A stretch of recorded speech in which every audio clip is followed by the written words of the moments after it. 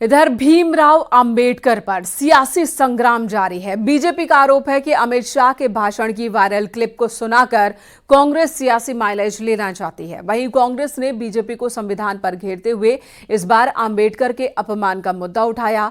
कांग्रेस के साथ अब बाकी विपक्षी दल भी मुखर हो गए हैं। दिल्ली और लखनऊ में समाजवादी पार्टी के सांसद और विधायकों ने प्रदर्शन किया।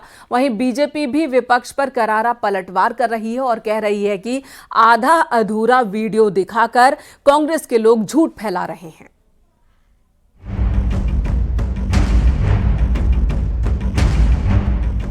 अंबेडकर के अपमान को लेकर संसद से सड़क तक सियासी संग्राम हो रहा है। सत्ता पक्ष और विपक्ष की एक दूसरे पर जुबानी जंग जारी है।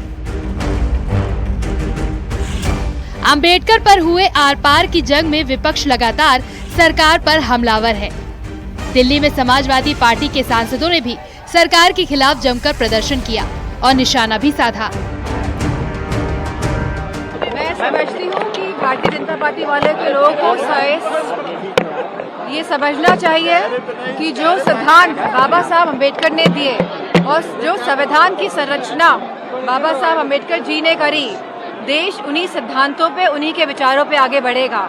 और जिस तरह से बाबा साहब का अपमान आज जब हम 75वीं संविधान दिवस मना रहे हैं, इस उपलक्ष्य में हुआ है, तो ये निंदनीय है। हम चाहते हैं कि भारतीय जनता पार्टी वाले इसके लिए माफी मांगे। बाबा साहब अम्बेडकर इस देश के सभी लोगों के लिए पूज्य हैं, स्मरणीय है। लेकिन जिस तरह से माननीय गृहमंत्री जी ने हाउस के अंदर जो कहा कि अम्बेडकर अम्बेडकर अम्बेडकर अम्बेडकर अम्बेडकर फैशन हो गया है, इतनी बार अगर प्रभु का नाम लेते तो स्वर्ग में स्थान मिल जाता, तो ये तो निश्चित रूप से एक ऑब्जेक्शनेबल बात थी और लोग उसमें एजिटेट कर रहे।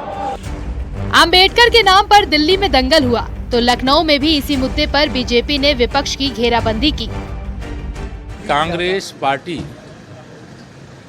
भारत रत्न बाबा साहब भीमराव अंबेडकर जी की जन्मजात दुश्मन है। वो पिछड़ों, दलितों, वंचितों की भी दुश्मन है। अगर बाबा साहब को भारत रत्न नहीं मिला कांग्रेस के शासनकाल में, वह कौन सी घृणा थी, इसका जवाब कांग्रेस को देना पड़ेगा।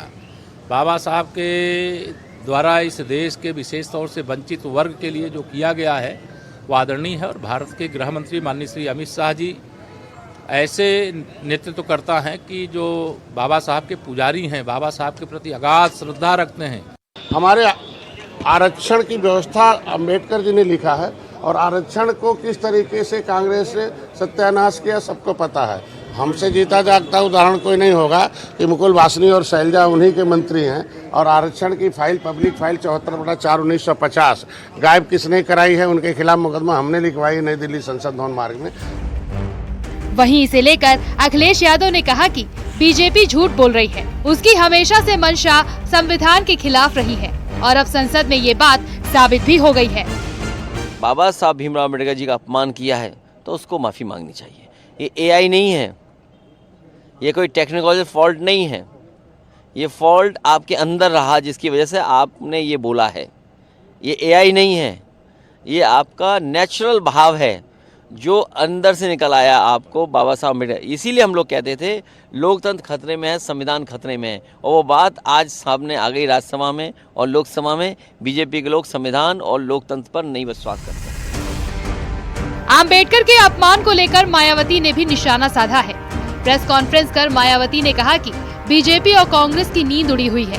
कांग्रेस ने बाबा साहेब का अपमान किया है, इनकी कोई चाल कामयाब नहीं होगी। जिस प्रकार से बाबा साहब के प्रति कांग्रेस पार्टी के असंख्य रहे गलत कारनामों को इनके अनुयायी अभी तक भी भुला नहीं पाए हैं और ना ही ये कभी कांग्रेस पार्टी को माफ करने वाले हैं, चाहे ये अपने कितने रंग ढंग व चाल आदि भी क्यों ना बदल लें।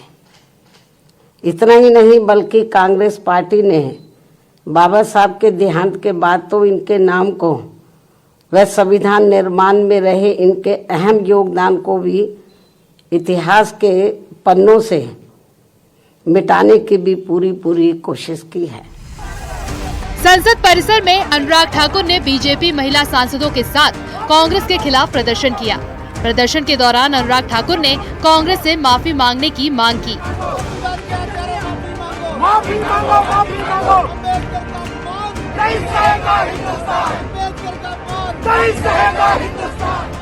बीजेपी सांसद अनुराग ठाकुर ने कहा कि कांग्रेस ने हमेशा संविधान को बदलने का काम किया, बाबा साहेब का कभी सम्मान नहीं किया और अब बेबुनियाद आरोप लगा रही है। सबसे पहला संशोधन नेहरू जी ने ही करने का काम किया, अभिव्यक्ति की आजादी पर एक तरह से प्रहार किया। उसके बाद इंदिरा गांधी जी ने पूरा संविधान को ही बदलने का एक तरह से काम किया और संविधान को कुचलने का काम इमरजेंसी लगाकर किया। देश वो भूला नहीं है, वो काले अध्याय को। तो ये जो गांधी परिवार संविधान को जेब में डाल के चलता था और संविधान बनाने वाले को अपमानित करता था, आज उनका कच्चा चिट्ठा खुल गया है। अंबेडकर के अपमान के मुद्दे पर बीजेपी सांसद भोला सिंह ने भी कांग्रेस पर बड़ा हमला बोला। अब इनके पास कुछ मुद्दा नहीं है, कुछ बचा नहीं है, जनता के सामने एक्सपोज हो चुके हैं कि जो संविधान की हाथ में लेके कसम खाते थे कि हम संविधान की रक्षा करेंगे, ये भूल गए थे कि इनके परिवार के लोगों ने ही संविधान का दुरुपयोग किया है। अब इनके पास कुछ विशेष बचा नहीं। अब ये एक षड्यंत्र के रूप में कि गृह मंत्री जी ने ये कह दिया, प्रधानमंत्री जी ने ये कह दिया, जिन लोगों ने निरंतर संविधान का दुरुपयोग किया सत्ता में रहते हुए।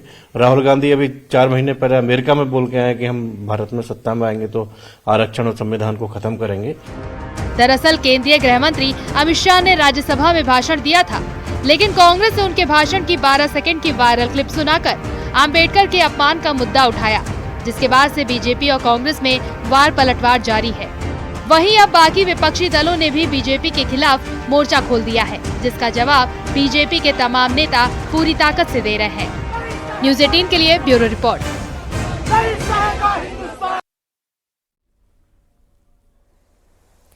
और यूपी विधानसभा का शीतकालीन सत्र भारी हंगामे के बीच खत्म हो गया। स्पीकर सतीश महाना ने इसका ऐलान किया। समाजवादी पार्टी के जोरदार हंगामे की वजह से विधानसभा की कार्यवाही अनिश्चितकाल के लिए स्थगित कर दी गई।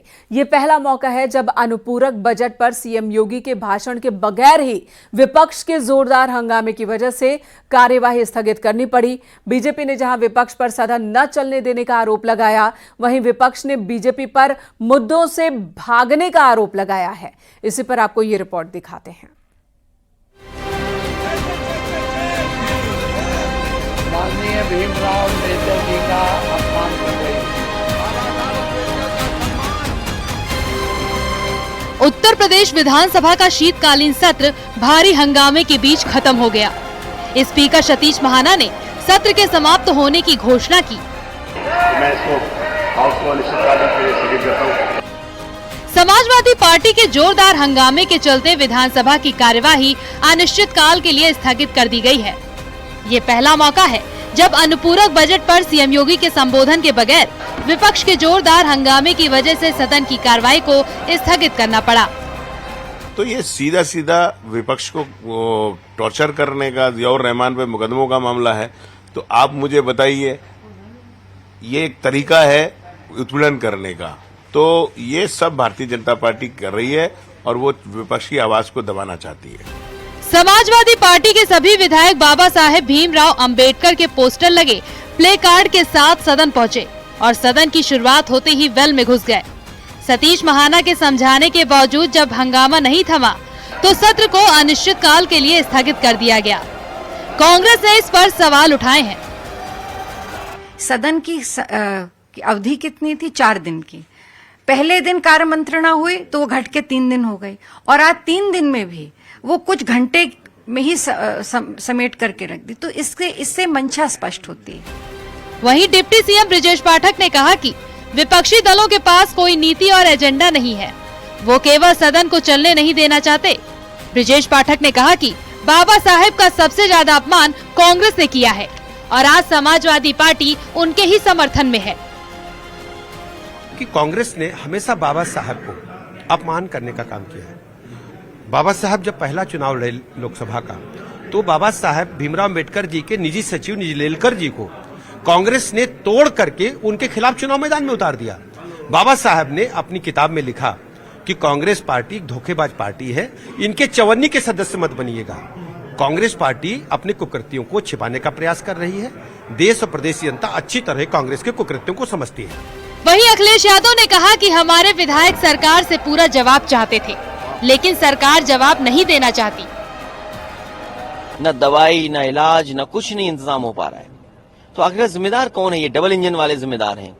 तो इसीलिए जानबूझ करके इनको जवाब न देना पड़े, इसीलिए भाषा उत्तर प्रदेश के सदन में खराब बोली, जिससे सदन स्थगित हो जाए। हमारे विधायक चाहते थे कि सरकार का जवाब स्पष्ट आए, चाहे किसान के सवाल पर, बिजली के सवाल पर, स्वास्थ्य के सवाल पर और किसानों के सवाल पर।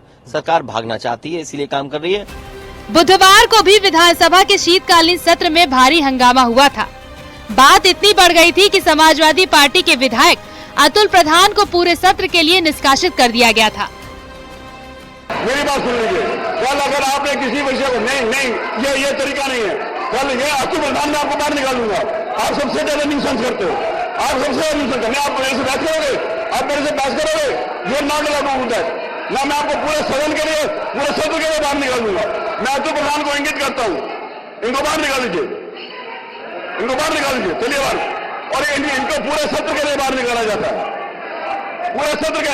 आप बहस नहीं करेंगे, चलिए बाहर। सब जानते हैं कि इस समय पर कैसे लोकतंत्र का हनन हो रहा है और इस चीज को आप समझेंगे संविधान की धज्जियां कैसे उड़ाई जा रही हैं। अगर विपक्ष शांतिपूर्वक तरीके से अपनी किसी विषय पर बात रखता है तो उसको किस तरीके से प्रताड़ित किया जाता है और किस तरह की मर्यादा, किस तरह की भाषा का इस्तेमाल हो रहा है। विधानसभा का शीतकालीन सत्र अनिश्चितकाल के लिए स्थगित करने पर जहां समाजवादी पार्टी हमलावर है और आरोप लगा रही है कि बीजेपी विपक्ष के सवालों का जवाब देने से घबरा रही है, वहीं बीजेपी ने पलटवार किया है कि सदन की कार्यवाही लोकतांत्रिक तरीके से चलती है, विपक्ष की अराजकता से नहीं। न्यूज़ 18 के लिए ब्यूरो रिपोर्ट। और इसी हंगामे के साथ सदन की कार्यवाही अनिश्चितकाल के लिए स्थगित हो गई। यहाँ रुकेंगे एक छोटे से ब्रेक के लिए। खबरें ब्रेक के बाद भी जारी हैं।